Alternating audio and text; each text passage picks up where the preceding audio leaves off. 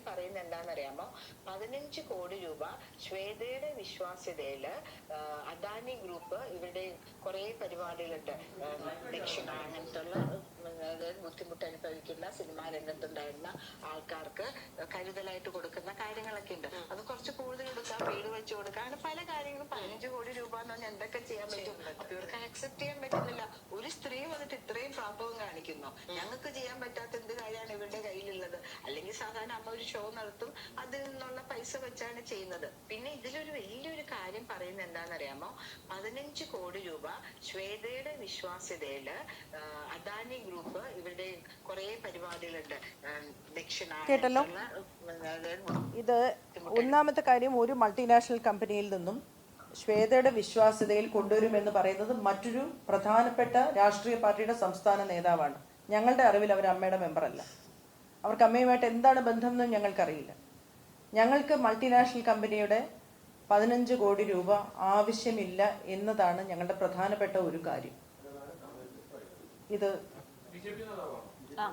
സംസ്ഥാന നേതാവാണ്, മുൻ കൗൺസിലറാണ്, ശ്രീമതി പത്മജ എന്നാണ് ഞാൻ മനസ്സിലാക്കുന്നത്. വീഡിയോ ഞാൻ അയച്ചു തരാം, ആർക്കെങ്കിലും താല്പര്യമുണ്ട്. അപ്പൊ ഇവര് എങ്ങനെയാണ് ഈ വിഷയം സംസാരിക്കുന്നത്? ഇവര് അമ്മയുടെ നേതാവാണോ? ശ്വേത പലവട്ടം പറഞ്ഞു അവർ കോൺഗ്രസ് ആണ്. അവർക്ക് കോൺഗ്രസ് ആകാം, BJP ആകാം, CPM ആവാം, അല്ലെങ്കിൽ CPI ആകാം. ഞങ്ങൾക്ക് ആർക്കും അതിൽ ഒരു വിരോധവും ഇല്ല, ഒരു അയിത്തവുമില്ല. ഇതെല്ലാം തന്നെ ജനാധിപത്യ രീതിയിൽ ഇന്ത്യയിൽ ഉള്ള പാർട്ടികളാണ്. പക്ഷേ ഇവിടെ ഇതിൻ്റെ അജണ്ടകൾ നടപ്പിലാക്കാൻ ശ്രമിക്കുമ്പോൾ അത് ഞങ്ങൾ എതിർക്കും. അത് ചോദ്യം ചെയ്യുന്ന ഒരാളായിരുന്നു അൻസിബ. അൻസിബ എന്ന മുസ്ലിം നാമധാരിയായ വ്യക്തിയെ വർഗീയവാദിയാക്കി, ജിഹാദിയാക്കി അവിടെ നിന്ന് ഓടിക്കാനുള്ള ശ്രമമാണ് അവിടെ നടന്നുകൊണ്ടിരുന്നത്. അവരെ ഹിന്ദു അമ്പലത്തിൽ നിന്നും പണം വാങ്ങിച്ചതിൻ്റെ പേരിൽ അവര് വർഗീയത നടപ്പിലാക്കി എന്ന് വ്യക്തിപരമായി ഓരോരുത്തരെയും വിളിച്ചു പറഞ്ഞ് അവിടെ ഒരു ധ്രുവീകരണം ഉണ്ടാക്കാൻ ശ്രമിക്കുന്നു എന്നുള്ളതിന് എനിക്ക് ആരോപണമല്ല, എൻ്റെ അനുഭവമാണ്. എന്നെ വിളിച്ച് എന്താണ് പലവട്ടം നിങ്ങൾ കേട്ട് കാണും, മാലാപാർവതിയാണ് ഗൂഢാലോചനയുടെ പിന്നിലെന്ന് നിങ്ങൾ പലവട്ടം കേട്ട് കാണും. എന്താണ് ആ ഗൂഢാലോചന? എന്തുകൊണ്ടാണ് ശ്വേത എനിക്ക് മൈക്ക് തരാതെ വട്ടം പിടിച്ചു നിന്നത് ജനറൽ ബോഡിയിൽ? ഞാൻ സംസാരിക്കാൻ പാടില്ല, മീഡിയ പോ എന്നാണ് പറയുന്നത്. ഇത് ഞാൻ പറയുന്നത് ഇന്ന് രമേശ് പിഷാരടിയുടെ ഒരു ഫോൺ സംഭാഷണം ഒരു അജണ്ടയോടുകൂടി അവർ പുറത്തുവിട്ടതിന് ശേഷം അവർക്ക് ആ മാന്യത കൊടുക്കേണ്ടതില്ല.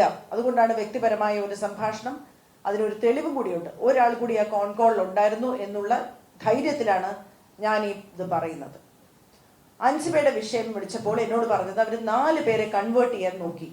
അപ്പൊ ഞാൻ പറഞ്ഞു, ശ്വേത എന്ത് സംസാരിക്കുന്നത്? അങ്ങനെ സംസാരിക്കല്ലേ, അങ്ങനെ സംസാരിക്കരുത്. അല്ല ചേച്ചി, അങ്ങനെയാണ് ഇങ്ങനെയാണ്, ഒരു പ്രൊഡക്ഷൻ കൺട്രോളർ മറ്റത് മറിച്ചത് എന്നൊക്കെ പറഞ്ഞിട്ട് യൂഷ്വൽ ഇവരുടെ ഒരു സംഭവം തുടങ്ങി. അപ്പൊ ഞങ്ങൾ തമ്മിൽ ഒരു ചെറിയ തർക്കം ഉണ്ടാവുകയും ഞാൻ പറഞ്ഞു, ഇതൊരു സാമൂഹ്യ വിഷയമാണ്, ഇത് അമ്മയുടെ വിഷയമല്ല, ഇത് ഞാൻ പുറത്ത് പറയും നിങ്ങൾ ഇങ്ങനെ തുടങ്ങുകയാണെങ്കിൽ എന്ന് പറഞ്ഞപ്പോൾ എന്നോട് അവർ പറഞ്ഞത്, നിങ്ങൾ സിനിമ ഇൻഡസ്ട്രിയിൽ ഉണ്ടാവില്ല, you will be out of this industry. ചേച്ചി, I am telling you because I love you. You don't know what you are getting into. Please stay away. And I know when you decide on something, you get into this one track and you crash land. So you don't know what you are getting into. I am asking you to stop. Do not interfere in Ansiba's issue. എന്താണ് ആ വരിയുടെ അർത്ഥമെന്ന് വളരെയധികം ആലോചിച്ചതിന് ശേഷമാണ് ഈ production controller എന്ന് പറയുന്ന വ്യക്തിയെ ഞാൻ ഫോൺ ചെയ്യുന്നത്. എന്താണ് അവിടെ നടന്നതെന്ന് പറഞ്ഞപ്പോൾ ഒരു ഓർമ്മപ്പെടുത്തൽ വേണ്ടാതെ, ഒരു സംശയത്തിനിടയില്ലാതെ 2023 നടന്ന ഒരു സിനിമയുടെ കാര്യം അദ്ദേഹം പറയുകയാണ്. അവിടെ വെച്ച് അൻസിബ ഒരു നോമ്പെടുത്തു എന്നും അതിനോടൊപ്പം ഈ അദ്ദേഹത്തിന്റെ മകനായ അഭിനയിക്കാൻ വന്നതോ അസിസ്റ്റന്റ് ഡയറക്ടറായിട്ടോ അദ്ദേഹത്തിന്റെ സംവിധായകൻ എന്നെ വളരെയധികം മോശമായി പറയുന്നുണ്ട്, അവിടെ ഒരു നോമ്പ് തുറന്നു എന്നും. അത്രയും മാത്രം നടന്ന ഒരു കാര്യത്തിനെ 2026 ഇവരുടെ എക്സിക്യൂട്ടീവ് കമ്മിറ്റിയിലെ ഒരു വാട്സപ്പ് ചാറ്റിൽ ഭീഷണിയുടെ സ്വരത്തിൽ ഉപയോഗിച്ചത് എന്തിനാണ് ടിനി ടോം? അത് ചോദിക്കുന്ന സമയത്ത് ശ്വേത പറയുന്നത്, ചേച്ചി, do you want Tini to end up in jail? അപ്പൊ ഞാൻ പറഞ്ഞു, തിഹാർ ജയിലിൽ അൻസിബ പോയാൽ കുറച്ച് പ്രശ്നമില്ലേ എന്ന് ഞാൻ തിരിച്ചു ചോദിച്ചു. അങ്ങനെ ഞങ്ങൾ തമ്മിലുണ്ടായ ഒരു തർക്കം. അന്ന് മുതലാണ് ഞാനൊരു ഗൂഢാലോചനക്കാരിയായത്. അവർക്ക് ഗൂഢാലോചനയൊന്നുമില്ല, ആലോചന നടത്തിയിട്ടുണ്ട്. തീർച്ചയായിട്ടും ഉണ്ട്. കാരണം ഇങ്ങനെ ഒരു സംഘമല്ല അമ്മയെ ഭരിക്കേണ്ടത്. ധ്രുവീകരണം നടത്തുന്ന, വർഗീയവാദം നടത്തുന്ന, മനുഷ്യരെ ഒന്നായി കാണാൻ പറ്റാത്ത, ജാതി മതങ്ങളെ ഒന്നായി കാണാൻ പറ്റാത്ത, കലാകാരന്മാരുടെ ഇടയിൽ ധ്രുവീകരണം നടത്തുന്ന ആൾക്കാരല്ല അത് ഭരിക്കേണ്ടത്. എൻ്റെ വിശ്വാസമാണ്. കേരളം അങ്ങനെ തന്നെയാണെന്നാണ് ഞാൻ ഇപ്പോഴും വിശ്വസിക്കുന്നത്.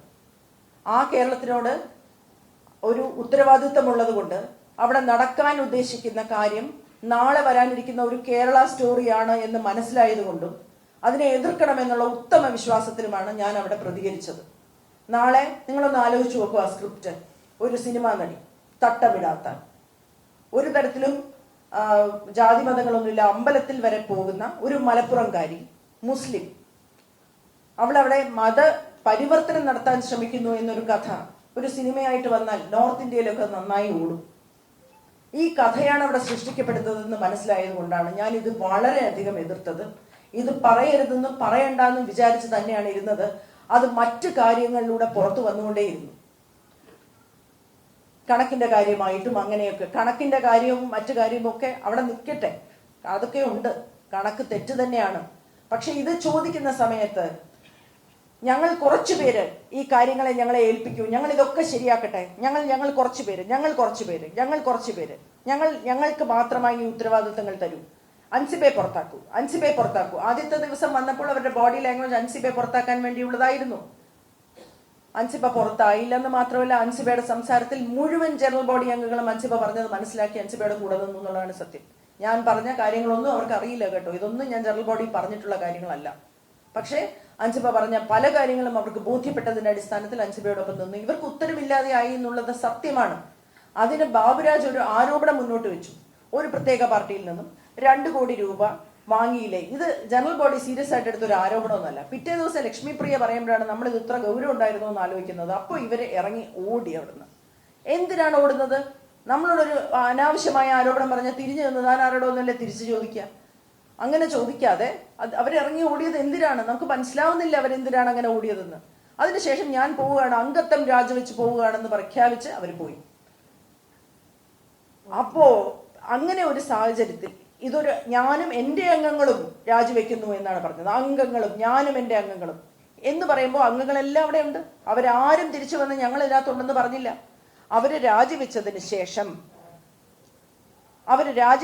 ശേഷം ജനറൽ ബോഡിയാണ് അപ്പെക്സ് ബോഡി. നിങ്ങൾക്ക് നോക്കാം, Travancore Kochi literary and scientific registration society act ആണ് പാരന്റ് ആക്ട്. അതിൽ പറയുന്നത് അപ്പെക്സ് ബോഡിക്ക് തീരുമാനമെടുക്കാം. മാസ റെസിഗ്നേഷനും അബാൻമെന്റും വന്നു കഴിഞ്ഞാൽ അപ്പെക്സ് ബോഡിയാണ് തീരുമാനമെടുക്കേണ്ടത്. അപ്പെക്സ് ബോഡി ജനറൽ ബോഡിയാണ്. ശ്വേതയുടെ തന്നെ വാക്കിൽ പറഞ്ഞാൽ ഞങ്ങളുടെ കോർട്ട്. എല്ലാവരും കൂടെ തീരുമാനമെടുത്തു പുതിയൊരു സമിതിയെ ഏൽപ്പിക്കാൻ. ആ സമിതിയുടെ അധ്യക്ഷനെ അല്ലെങ്കിൽ കൺവീനറിനെയാണ് ഇന്നലെ മ്ലേച്ഛമായ ഒരു ഫോൺ കോൾ ചോർത്തിക്കൊണ്ട് കോടതിയിൽ പോയി ഒഴിവാക്കിയത്. ഞങ്ങൾ കയ്യും കാലും പിടിച്ചാണ് രമേശ് പിഷാരടി അവിടെ ഇരുത്തിയത്. രമേശിന്റെ ഒരു നയം, അനുരഞ്ജനം, എല്ലാവരെയും ഒരുമിച്ച് കൊണ്ടുപോകാൻ പറ്റും ഞങ്ങൾ വിശ്വസിച്ചതിന്റെ അടിസ്ഥാനത്തിൽ. അല്ലാതെ അദ്ദേഹം അവിടെ കോൺഗ്രസ്സുകാരനാണ്, പക്ഷെ കോൺഗ്രസ് അവിടെ കളിക്കില്ല എന്ന ഉത്തമ വിശ്വാസമുണ്ട്. അതാണ് ഞാൻ നേരത്തെ പറഞ്ഞത്, ഞങ്ങൾക്ക് രാഷ്ട്രീയത്തിനോട് അയിത്തമില്ല. BJP ആയിട്ടുള്ള ആൾക്കാരുണ്ട് അവിടെ, ബഹുമാനിക്കുന്നു, ആദരിക്കുന്നു. CPM-കാരുണ്ട്, ബഹുമാനിക്കുന്നു, ആദരിക്കുന്നു. പക്ഷേ ഈ വർഗീയവൽക്കരണം ബോളിവുഡിലൊക്കെ നടന്നിട്ടുള്ളത് പോലെ സിനിമാ സംഘടനകളെ പിടിച്ചുകൊണ്ട് സിനിമയെ മാറ്റിക്കൊണ്ട് ഒരു നാട്ടിൽ വർഗീയവൽക്കരിക്കാൻ ശ്രമിക്കുന്ന ഈ ശ്രമത്തിനെ മുളയിലെ നുള്ളാൻ ശ്രമിച്ചു എന്നുള്ള ഗൂഢാലോചന കുറ്റമുണ്ടെങ്കിൽ അത് ഞാൻ ചെയ്തിട്ടുണ്ട്. അതിന് ഞാൻ അശ്ലീല വാക്കുകൾ ഉപയോഗിച്ചിട്ടില്ല, രൂക്ഷമായി സംസാരിച്ചിട്ടുണ്ട്. ഇതാണ് എനിക്ക് പറയാനുള്ളത്. നിങ്ങളുടെ ചോദ്യങ്ങൾ ഞാൻ എടുക്കാം.